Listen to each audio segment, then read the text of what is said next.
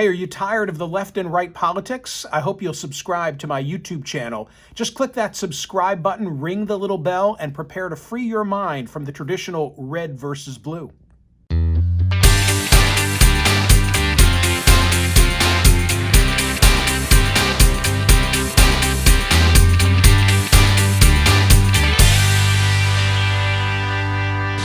I have a question.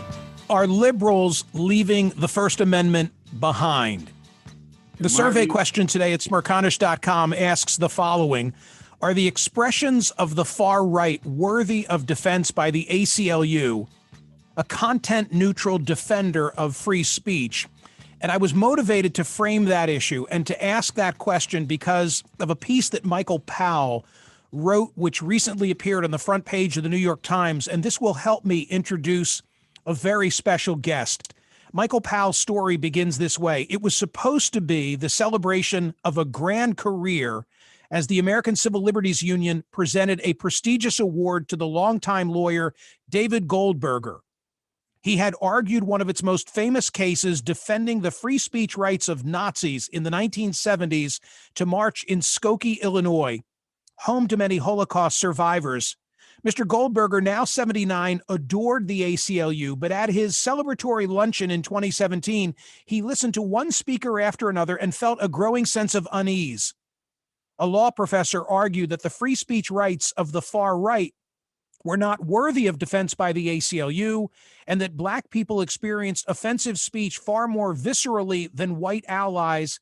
In the hallway outside, an ACLU official argued that it was perfectly legitimate for his lawyers to decline to defend hate speech. Mr. Goldberger, a Jew who had defended the free speech rights of those whose views he found repugnant, felt profoundly discouraged. This is David Goldberger. Mr. Goldberger, thank you so much for being here. It's a privilege to welcome you. Pleasure to be here. So before we talk about the turmoil within the ACLU at present, I'd be derelict if I didn't ask you about your representation in that very famous case. Talk to me about what happened in the 70s, how you were brought into it, why you decided to take on the representation, etc. I was the legal director of the Illinois ACLU at the time, and I got a call one evening saying that from Frank Collin, who was then the leader of the National Socialist Party of America, which was the Nazi party, a splinter Nazi party in the Chicago area. And he said, I was planning to go to the village of Skokie, and I've been just served with papers to enjoin my going there this coming Saturday. This was on a Tuesday evening. And would you represent me?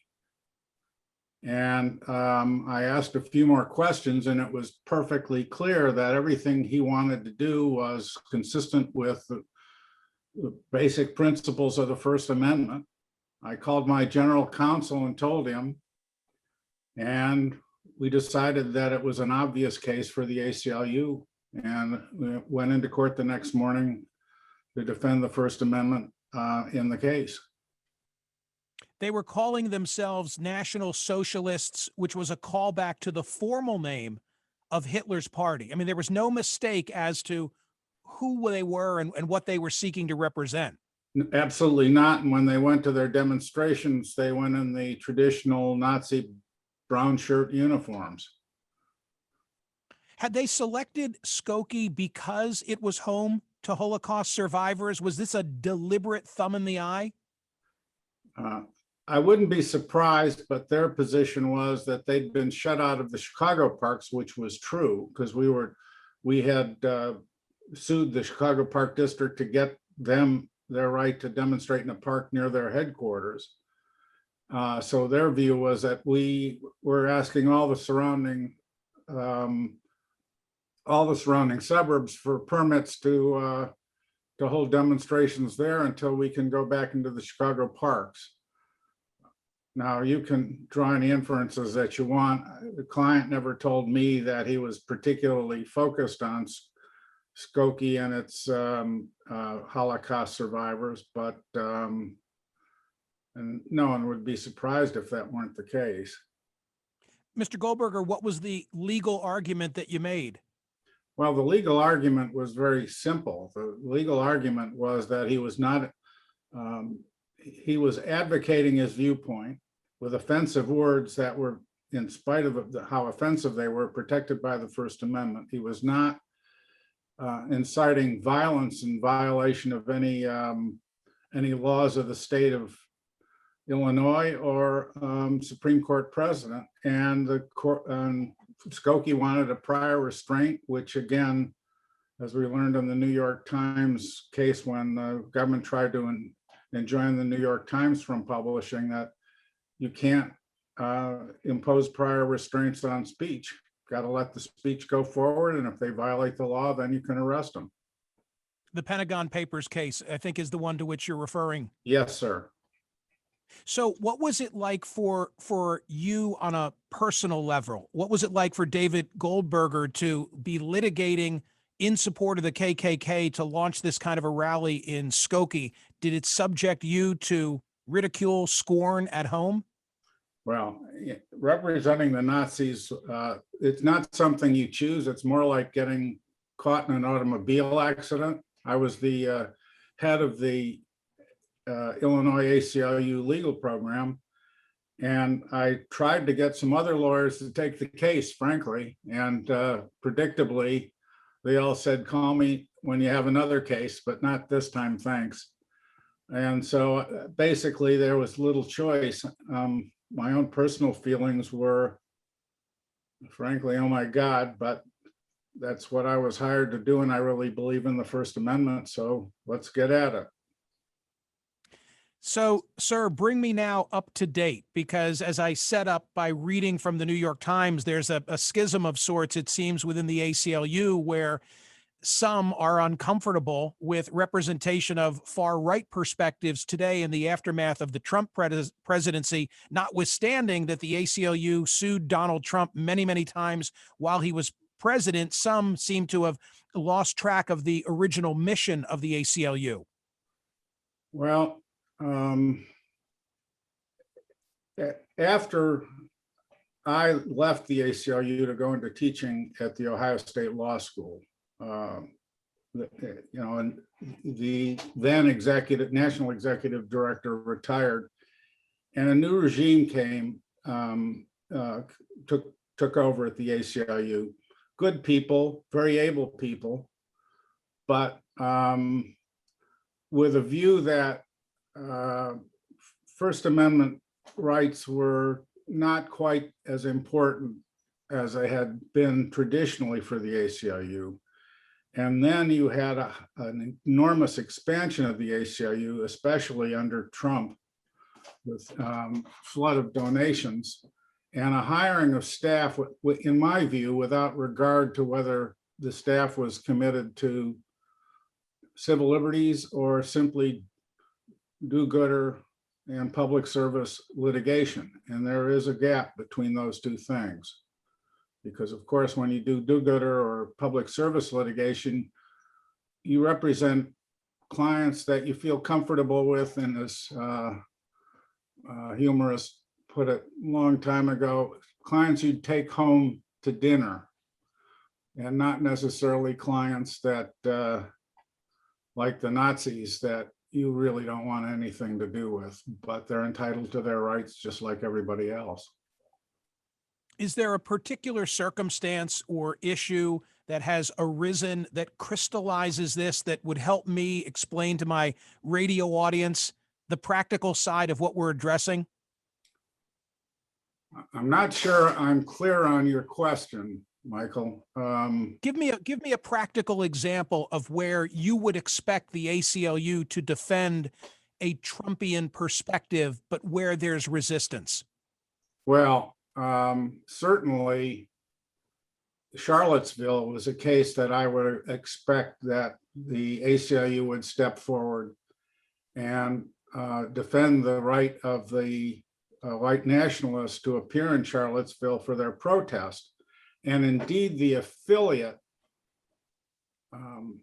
stepped forward and did so, in my view, quite admirably. However, there was a rebellion nationally, particularly among the staff and among board members and of affiliates and the national board, I gather. In any case, there was a lot of anger, and a petition basically signed by, I think, 200 staff members objecting to representing those kinds of clients, Nazis, white nationalists, and so forth. And that's when I began to get an idea of just how far the ACLU was starting to drift away from its roots.